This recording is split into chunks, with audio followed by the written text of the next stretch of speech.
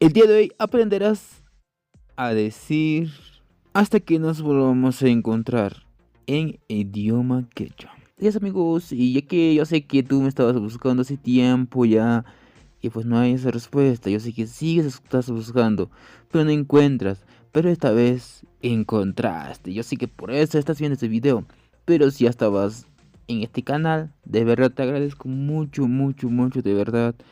Gracias por verme mis videos, de verdad estoy muy agradecido contigo, amigo. En nombre de esta película, pero en quechua. También le estaré respondiendo, por eso coméntame aquí abajo. Sí, amigos, hablaría mucho, pero bueno, así que no quiero hablar mucho ya, así que vamos directo, gracias.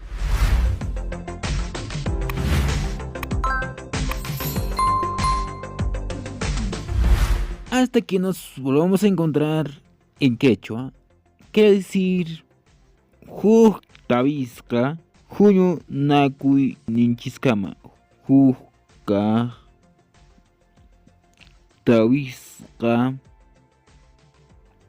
Junio Nakui Antakama.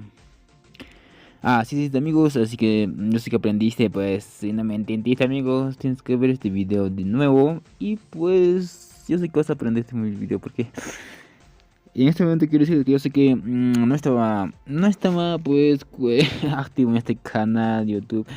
Yo sé que muchos de ustedes me estaban preguntando qué pasó, se fue, abandonó su canal. No, amigos, porque no tengo tiempo, lamentablemente. Así es, amigos, estoy con mis proyectos, algún trabajo, hay mucho que hacer. Yo sé que algunos intentarán, algunos no, quizás por esos motivos, pero eso sí, jamás les abandonaré a ustedes, porque ustedes son más importantes para mí. Sin ustedes no sé nada, amigos. Y con esto quiero despedirlos.